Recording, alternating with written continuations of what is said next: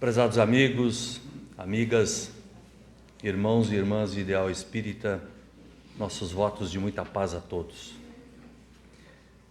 Rogamos a Jesus, o benfeitor da humanidade, que durante esses parcos momentos em que estivermos reunidos em sua casa, sejamos todos nós envoltos em sua paz. Muito boa noite a todos.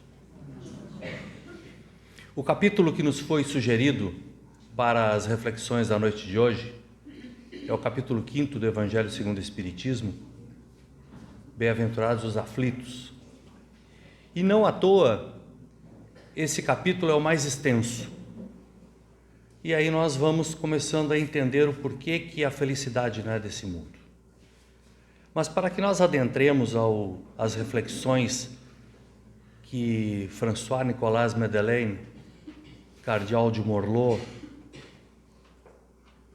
ditou a mensagem no ano de 1863 para os médiuns que assessoravam Kardec, nós queremos pedir a permissão para darmos um passo atrás, no item 19, onde Santo Agostinho fala sobre o mal e o remédio, que vai fazendo com que vai se fazendo uma espécie, ele vai fazendo uma espécie de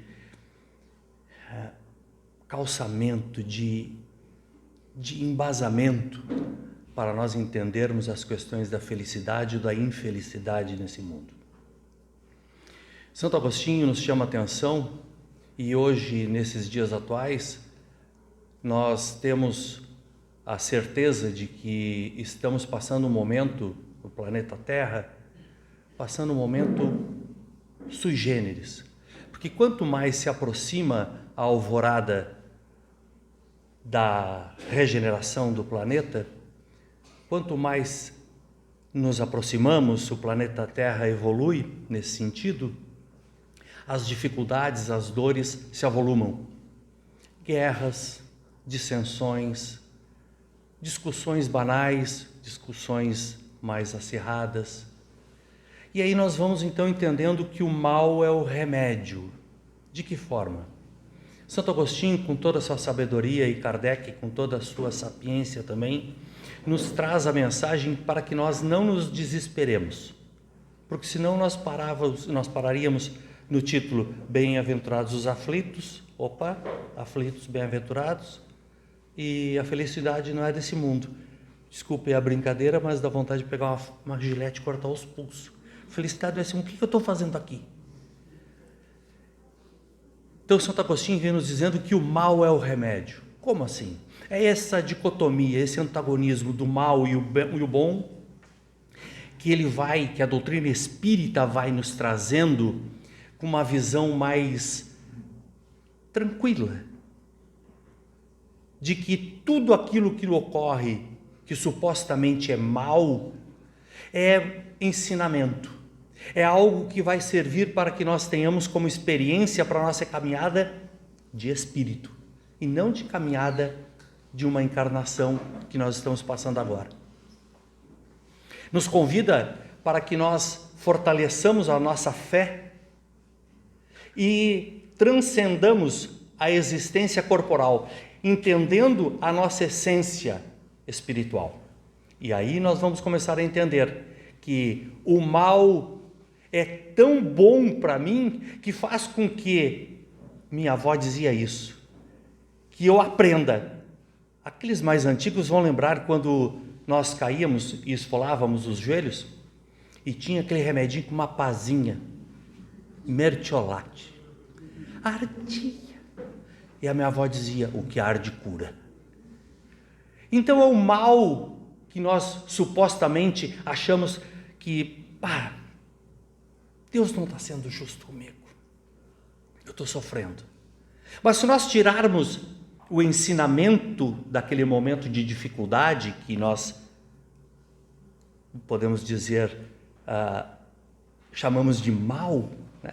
Diagnosticamos como mal, se nós pegarmos o ensinamento, nós vamos ver que aquilo vai nos dando um estofo, uma experiência de vida, que mais adiante nós não cairemos novamente no erro. Uma vez assistindo uma palestra de Amir Klink, um navegador famoso. E ele disse que só aprendeu a navegar de fato quando ele pegou mares revoltos. Enquanto ele navegou nas baías, águas calmas, ele não teve experiência. Quando ele pegou mares revoltos, que quase naufragou, ali ele conseguiu criar uma casca para se lançar a viajar pelos mares do mundo. E assim é o que o Espírito benfeitor Santo Agostinho está nos dizendo, para que nós peguemos essas coisas ruins que nos acontecem e nos fortaleçamos, mantendo-nos vigilantes para que aquelas coisas que invariavelmente são trazidas por nós próprios, são geradas por nós próprios, não venhamos mais a sofrer, e sim vencer a dor, vencer o mal, que nós, vindo de outras encarnações, vamos trazendo as nossas dificuldades e agora vamos colhendo aquilo que nós plantamos. Mas nem tudo é desgraça. Então vem François-Nicolas Madeleine, também no ano de 1863, nos dizer que a máxima do Eclesiastes, a felicidade não é desse mundo. E que muitos de nós vamos ignorando a nossa existência ou a nossa constituição espiritual, achando que o mal, essa infelicidade que bate à minha porta é algo único, somente para mim. Somente eu sofro. E nós, erroneamente, na população ou na comunidade, melhor dizendo, espírita, não há julgamento, né, Flávio? Espírita não julga, só observa. Nós somos diferentes. E aí, nós olhamos a grama do vizinho e achamos que a grama do vizinho é muito mais verde do que a minha. Mas que coisa, por que a grama do vizinho é mais verde que a minha? Se o terreno é do lado, a área, a terra é a mesma. Por que a dele? Até a qualidade da grama é a mesma. Mas nós esquecemos de observar que o vizinho olha para o céu e vê que está nublado, como hoje, e vai chover, ele vai lá e bota uma ureia. E a água vem e fortalece aquela grama fica viçosa. E nós, sem sabermos da experiência, porque esse vizinho já passou dificuldades num passado que queimou sua grama, e nós, sem sabermos o porquê que ele fez aquilo, olhando para o céu e colocou, esperamos então um sábado acalorado, um sol torrencial, vamos lá e largamos ureia na nossa grama, fazemos um chimarrão e ficamos aguardando. 2 dias depois a grama está toda queimada. É porque nós não tivemos a experiência, nós não tivemos ainda o dessabor de saber, ou dessabor e o sabor de saber por que a grama do vizinho é mais verde. E ficamos nos preocupando com o que os outros fazem e nos despreocupando daquilo que nós devemos fazer para a nossa intimidade, para o nosso eu ser melhor. Se a felicidade não é desse mundo, o que eu faço aqui? Se o meu destino, o destino de todos nós, é um apenas, é nos tornarmos espíritos felizes, espíritos puros. E que essa passagem, nesse momento dessa encarnação, que é uma oportunidade ímpar da evolução do espírito imortal, ela tem que ser vivida com todas as suas dificuldades, mesmo que nós tenhamos momentos fugidios de felicidade, mas que não nos deixemos embriagar por esses momentos, que depois, nos enganando, achando que essa felicidade pífia, fugidia, é algo que vai perdurar, vem a ressaca, ou seja, a dor, a dificuldade, o mau entendimento. Por que eu fiz aquilo antes?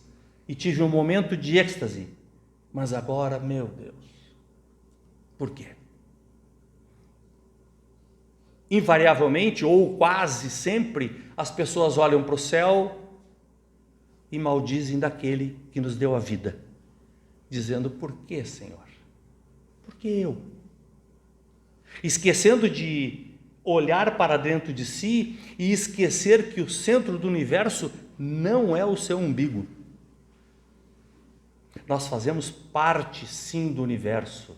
Nós fazemos parte dessa engrenagem gigantesca que está sendo movimentada pelo Cristo há milênios e que agora avizinha-se o momento da redenção, ou melhor, da passagem de estágio de provas e expiações para um planeta de regeneração. Se a felicidade nesse planeta, no estágio em que estamos vivendo, não existe, haveremos de entender que também somente aqui nesse planeta, não é somente aqui que existe vida. E nós temos que entender que tivemos a oportunidade de encarnar em outros orbes e agora, pelo estágio evolutivo que nós nos encontramos, estamos reencarnados na Terra. E com certeza, sem sombra de dúvida, se a felicidade não é nesse estágio de provas e expiações, nós haveremos de entender o porquê. É porque o mal ainda sobrepuja o bem. E Allan Kardec pergunta aos imortais no Livro dos Espíritos, a pergunta não me lembro o número, mas isso pouco importa. Ele pergunta, por quê? Por que que os maus vencem os bons? Por que isso? E os imortais respondem a ele, é porque os maus são voluntariosos e os bons são tímidos. Se nós nos colocamos na condição, na categoria de bons, por que nós nos tornamos ainda tímidos? No sentido de fazer o bem, não importando a quem. E esse movimento de fazer o bem vai fortalecendo a atmosfera que rege o nosso planeta e vai saindo essa massa pestilenta que é gerado pelo orgulho, pela vaidade, pelo egoísmo e por tantas outras coisas nefastas que nós temos que irmos extirpando do nosso convívio ou da nossa existência para que nós possamos, sim, passar pela porta estreita. Muitos dizem que a porta estreita requer um regime, só os esbeltos passarão. Não. A porta estreita é uma linguagem figurada que o Cristo usou, dizendo que quem passa pela porta estreita está despojado das imperfeições. Passa. Então os gordinhos podem passar também. Não precisamos fazer jejum, mas um jejum comportamental, sim. Mudança de vibração, mudança de pensamento, mudança de atitude. Não basta mais que nós olhemos para o nosso semelhante e fiquemos inertes. Eu não estou fazendo mal, mas também não estou fazendo bem. Eu não estou fazendo mal a ninguém. Não. Essa fase já passou. Nós já vencemos essa fase. Nós temos que forçosamente fazer o bem, porque nós seremos cobrados por todo o mal gerado por nós pela ausência da prática do bem. Quando nós estamos neutros, nós estamos fazendo mal. Veja como é sutil. Por isso que a felicidade não é desse mundo, porque nós ficamos nos envolvendo com as particularidades da nossa vida. Algo que nós imaginamos ser sempre uma grande montanha. E a nossa fé não é nem do tamanho de um grão de mostarda e não conseguimos arrastar a montanha, como Cristo disse. Se vós tiverdes a fé do tamanho de um grão de mostarda, quem conhece grão de mostarda sabe o que eu estou falando. É quase um pixel. Consegue transportar montanhas. E nós ficamos aprisionados, lutando para transpor um pequeno quebra-molas, na linguagem figurada, de um pequeno problema. E vamos deixando as oportunidades de nós Se não conseguirmos a felicidade plena, que não tem como nós conseguirmos nesse atual estágio em que vivemos, mas ao menos a felicidade relativa, nós deixamos a oportunidade e ela passa. Porque nós não estamos praticando a caridade. A caridade, não somente a caridade de dar o donativo, não somente a caridade de dar a moeda na sinaleira, mas a caridade conforme Jesus a entendia na pergunta 886 de O Livro dos Espíritos, quando Allan Kardec pergunta qual o verdadeiro sentido da caridade, como Jesus a entendia. Afinal de contas, o nosso modelo e guia é ele, como ele entendia. E eles dizem para que nós acionemos o BIP, né? Bondade para com todos, indulgência para com as faltas alheias e o perdão das ofensas. BIP, bom, indulgente e perdoar. Nessa ordem, porque se colocassem o PIB, o perdão, a indulgência e a bondade, não daria certo, que ninguém consegue perdoar sem ser bom. Antes nós temos que macerarmos o nosso espírito e nos tornarmos bons. Nos tornando bons, vamos nos tornar indulgentes, ou seja, entender a falha alheia, porque nós também, em um momento ou outro, se não precisamos, precisaremos de indulgência. E por fim, perdoar. Dentro desse cenário de felicidade relativa, o benfeitor diz que a felicidade não é desse mundo, porque ele está se referindo a outras moradas do Pai, onde espíritos de maior quilate evolutivo se encontram e lá, mais rarefeitos, menos pesados na matéria, conseguem ter uma vida mais leve, menos truculenta. É essa fé ao saber dessas notícias que faz com que nós venhamos a refletir todos os dias quando abrimos os olhos. Se a felicidade não é desse mundo, ao menos permita que eu não sofra tanto. Como eu não sofrer tanto? Que eu infrinja o menos possível, quiçá não infrinja as leis de Deus. Eu vou conseguindo me aproximar, não daqueles que moram em outros planetas, mas daquilo que me é permitido usufruir, gozar de uma felicidade relativa. Não nos aprisionando a pequenas querelas, buscando sim, como Flávio mesmo disse aqui, o entendimento da doutrina espírita através de um estudo, através de um convívio. E nós, já fazendo um zoom e nos trazendo para o Brasil, lendo a última obra de Divaldo Pereira Franco, com autoria espiritual de Viana de Carvalho, se não me falha a memória, no capítulo 30 ou 31, um desses dois capítulos. Tem um parágrafo que ele se refere àquilo que nós estávamos assistindo ali, que é a obra psicografada por Chico, ditada por Humberto Campos, Brasil, Coração do Mundo, Pátria do Evangelho. E que Viana de Carvalho diz que dentro desse cenário de infelicidade e de problemática, surge sempre as questões de que o Brasil, coração do mundo, pátria do Evangelho, será? Ele diz que realmente não será, é. Porém, sempre tem um porém, né? No estágio em que nós nos encontramos, sempre tem um porém, sempre tem um mas. Porém, não será atual existência da população brasileira capaz de transformar de fato o Brasil no coração do mundo, na pátria do Evangelho. E o espírito que está dialogando com ele pergunta, mas por quê? Ele disse, pelo simples fato das 3 chagas que nós acabamos de citar.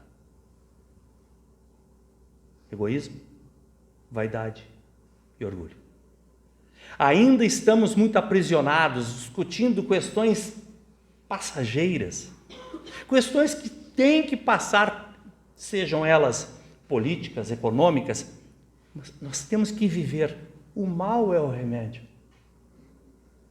Se nós não entendermos que tudo que estamos passando, que passamos e que passaremos, fará com que a população encarnada, de espíritos encarnados, bem como a população que circunda o nosso planeta e, por consequência, o nosso país de desencarnados, também tem que começar a vibrar de forma diferente para que, quiçá um dia, se não nessa encarnação, mas na próxima encarnação, nós sejamos partes, trabalhadores, assíduos, em que, lançando a mão na charrua, não vamos olhar mais para trás, vamos seguir em frente, fazendo com que a Terra realmente consiga alcançar, que independe da nossa vontade, alcançar o nível de evolução que já está programado a ela, mas que o nosso amado Brasil seja de fato o coração do mundo, a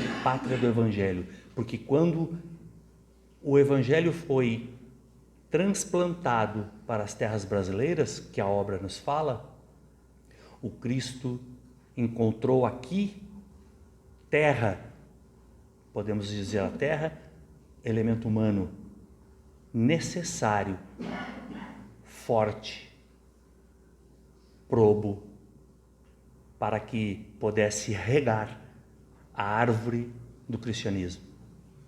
Se nós não temos a condição de usufruirmos de uma felicidade, porque, voltando a dizer, a felicidade não é desse mundo, façamos um exercício diário do que estamos fazendo, qual é o nosso objetivo.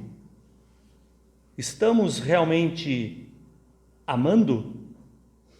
Porque a mola propulsora não é somente da evolução, não é somente extirpar o mal que ainda habita em nós, mas sim encher o vaso carnal, encher o nosso coração do sentimento mais nobre, que é o sentimento de amor, que tão bem Lázaro, no Evangelho segundo o Espiritismo, nos fala, que lá no princípio, quando fomos criados, tínhamos apenas o instinto, depois mais evoluído e corrompido, passamos a ter sensações, mais instruído e esclarecido, passamos a ter sentimento, e o ponto-chave do sentimento é o amor, mas não o amor no sentido vulgar,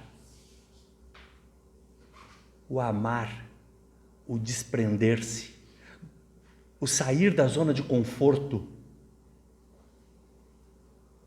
e ir auxiliar o nosso semelhante. Porque a lei é de ação e reação, a lei é de causa e efeito. Tudo aquilo que você fizer para o seu semelhante, retornará para você. Irmã Rosália, no capítulo 13º do Evangelho, falando sobre caridade moral, caridade material, ela nos traz uma mensagem maravilhosa, dizendo que caridade por vezes também é deixar falar um mais tolo. Ou seja, ela está dizendo, você é tolo, mas deixa um mais tolo falar. Porque se aquilo que ele estiver falando, o supostamente mais tolo, não tiver conexão nenhuma com aquilo que você estiver pensando, ou com aquilo que você estiver estudando, enfim, aquele momento, ao menos vocês vão saber que algo desconexo surgiu e que não tem muita lógica. Mas poderá acender uma fagulha de um pensamento de um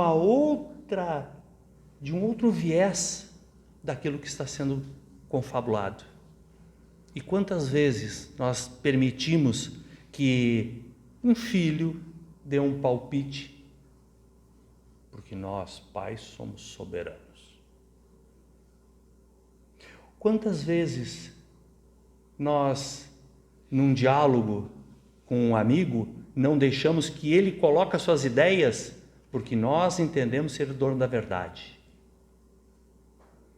É um exercício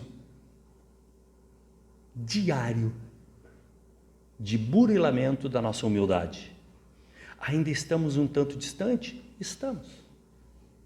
Mas com a certeza incondicional de que quando nós tomamos ciência de que estamos distantes, mas o caminho a ser trilhado será trilhado, quando nós erramos e notamos que erramos, opa, errei, já não repito mais o erro, já é o primeiro sinal de evolução, de esclarecimento. Tenhamos a certeza de que aquele que recebeu uma massa extraída do sol e foi entregue na mão dele, para que ele fizesse o manuseio, a manipulação das energias, para que hoje aquela pequena massa que foi extraída do sol chama-se terra, e que aquele que recebeu das mãos do Criador chama-se Jesus Cristo, e que ele está na margem, está no leme, melhor dizendo, dessa nave, que não está ao léu. Por mais que a população façam as suas estripulias, ele está firme, fazendo com que nós nos lembremos do subtítulo número 17, ali 19, do capítulo 5 do Evangelho segundo o Espiritismo: o mal e o remédio. E o calçamento é feito para que nós trilhemos até chegarmos a entender: a felicidade não é desse mundo, mas eu posso ajudar, quiçá um dia, que a felicidade seja desse mundo, me tornando, independente do que pensam de mim, me tornando melhor do que ontem, e com a certeza ou com a obrigação de me tornar melhor amanhã do que sou hoje. Se cada um de nós esforçarmos para nos tornarmos melhores individualmente, essa energia vai criando força tamanha que, quando nós nos apercebemos, estamos numa coletividade, reunidos numa terça-feira chuvosa, às 19h30 para as 20 horas, dentro de um centro espírita, na cidade de Capão da Canoa.